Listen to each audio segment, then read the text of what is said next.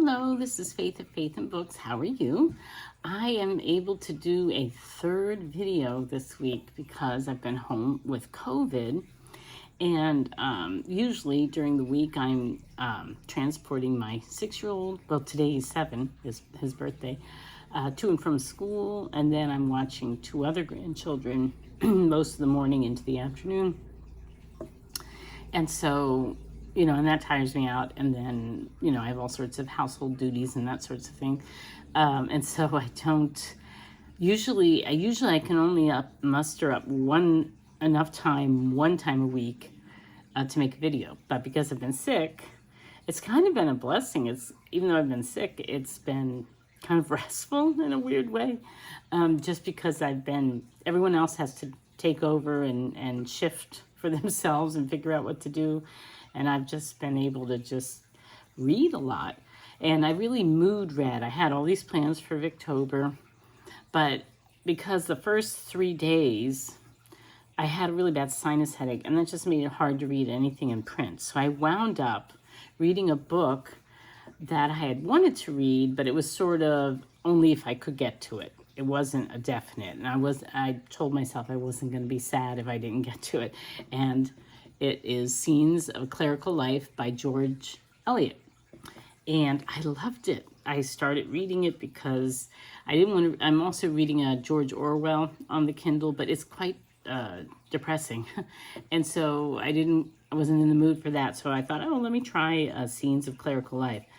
I got the whole works, the oeuvre, or whatever you say, of George Eliot on my Kindle for like $3.99. I subscribe to this, I don't know what it is. It's called Book Gorilla. It's quite good. Every day I get a list of things that I can download for very, very good prices. Most of the time I don't, but every once in a while I'll see something and I will. And that's what I did with George Eliot. So I've got all her works on Kindle now. So, and I like reading George Eliot on the Kindle because she's a very erudite writer and she uses a lot of big words. And sometimes I don't know what they mean. And so my Kindle anyway has the capacity, or what's the word I want? Anyway, you can hit, you press on a word and it underlines, and then the definition will pop up. And I find that really, really helpful. And you can also make notes. I've made some notes as well, or noted some passages, which of course I didn't bring up now for this review. Anyway, I really, really enjoyed this. Let me fix my hair. I really enjoyed this book, and I was a little bit surprised because I had sort of been warned about it, that, it wasn't like her great work, Middlemarch, or, her other books. Apparently I'm under the impression that it's maybe the first book she wrote, or very early on.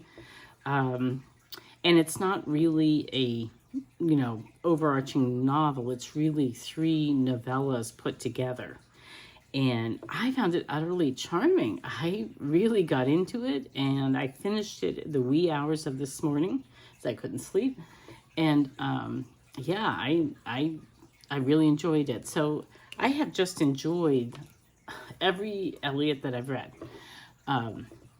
Even though sometimes she's a bit hard to read, because I remember reading Middlemarch and really, really being amazed by it, and just gobsmacked. But it was work. It was work to read it for me, because at the time that I did read that, I was a mother with small children, or middle school age children maybe, and I was very homeschooling them, and my attention span wasn't the greatest, I don't think. So I remember Middlemarch was work, but I remember just standing in awe. So anyway, I'll just do a brief review, or just tell you about it briefly. So it's 3 novellas, and they all center very loosely on the clerical life in this one town, Milby. And it goes back and forth in time for the different clerics that are in this, that have served this town. She talks about the looms and everything. So I think it's an early industrial weaving town. She's not talking about big mills, but people are working looms. And of course it jumps back and forth in time as well. Anyway, and it's not the most beautiful town. It's not that picturesque. And the opening story centers on this Reverend Barton. And she starts off the story just sort of talking about the town folk. And she's got very kind of a cynical, very much from a distance, analyzing their hypocrisy and their pettiness in this little town. But then, and she does this, Eliot does this. Then she kind of she slowly zooms in on particular people. After she's been introducing the whole, panoply of characters that are in this town, she kind of zooms in on this Reverend Barton, and we really start to get to know the people, and things start softening. And so Reverend Barton is filling the shoes of a very beloved reverend or pastor, or parson, or whatever the word is, who has died, and who had been there for a long time and really, really had won the hearts of the people. And Reverend Barton is, he's younger, but he's kind of socially awkward, and he's not that quick-witted, and he makes mistakes like in his grammar or his spelling, and he's very, very earnest. And so he doesn't, it was hard to fill the shoes of this beloved pastor before, but now, but he just doesn't, he's very unlike the pastor. And so it's awkward, and he just hasn't fit in, and the townspeople aren't warming up to him.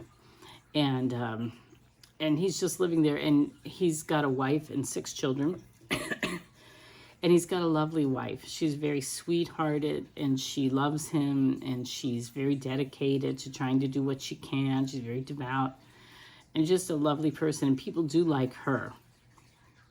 And so it's just the story of what happens to them. It's somewhat comical, but also you can see, you see backbiting and gossiping and people taking advantage of other people and being a bit manipulative and inconsiderate. And but then, on the other hand, you also see people being incredibly generous and kind and neighborly, and sticking with you through the rough times, that sort of thing. So it was very heartwarming. At the end of that first one, I really cried. Now, I was not feeling well, but I really, really cried for the first one. Then the second one focuses on that former really beloved, I don't know what I'm Catholic, we call him all Father. It was the Reverend or the Vicar or whatever you call him. And this guy I think he was a Dr. Gilfil. Was it Dr. or Mr. Gilfil or Reverend Gilfil? Anyway, so we hear about him, why they loved him so much and how he had lived there for so long. And then we find out his backstory, which is this tragic love story. So that was really interesting too. That really absorbed me as well. And then the last one is about there's just a few overlapping people in the last one in the town. But it's about this couple, Mr. Dempster, who is the attorney, is a well-known attorney, or well thought of attorney in the town, and his wife, and it circles around him, and he has started this movement against this new reverend, whatever you call him, who comes in to the town and is seen as being sort of evangelical. And Dempster stands for the sort of traditional Anglican. And so he starts this whole rivalry. And so then the town is divided into the guy's name is Reverend Tryon. And so they're the Tryonites and the anti-Tryonites. And the whole town gets all worked up. And that story would fit Kate Howe's prompt for the Victober, because there is alcoholism And I found this one so interesting because it looked at alcoholism in a man and an alcoholism in a woman from this very Victorian perspective. I thought it was a really, really good book, and it had all the themes that Elliot really likes. Like, first of all, I love her descriptions of things. In one of the, I guess it was the last one, Mr. Jerome had a cottage garden, and she's describing it. And while she's describing it, I realized it was a food forest. Like, she was talking about how you could see, you know, there'd be primroses, but there'd also be gooseberries, and there'd be some other kind of flower, and there would be, you know, the apple trees or whatever. It's a food forest. We call that food forest now. But that's, you know, that is the kind of garden I want. So I just loved all those descriptions. I love those lush descriptions. It just is so cozy to me. And I can feel like my blood pressure going down when I'm reading that kind of thing. I like that kind of detail. What I like about Elliot is that she always delivers that beautiful depth of description. And she also does character really well, and she always has these great plots. So she just delivers on all levels for me.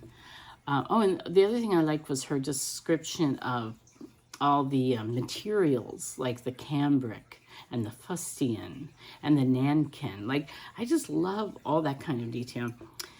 And a lot of the themes that she really talks about, like there's echoes of Silas Marner, there's the Weaver who's a dissenter, and let's see what other, just sort of you know, women trying, like Romola, women trying to cope with the fact that they have a terrible marriage and guilt, but then knowing that they've been wronged and how to deal with it. They're trapped in the situation, turning to God for that, desperately trying to find somebody to mentor them out of that desperation.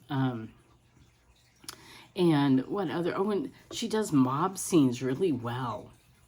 So that's also in there. The third book, the beginning of the third novella, really kind of reminded me of Felix Holt, because I just read that this past January, and that kind of reminded me of like scenes in a pub where people are really drinking and they're getting angry, and that really reminded me of Felix Holt. So I really enjoyed it so much. I love the way she just probes all, you know, the deepest feelings. Religion. She wasn't religious. She didn't believe, but I think she admired people who had a religious sensibility. I don't think she could stand hypocrisy. And there's so much of institutional religion is full of hypocrisy.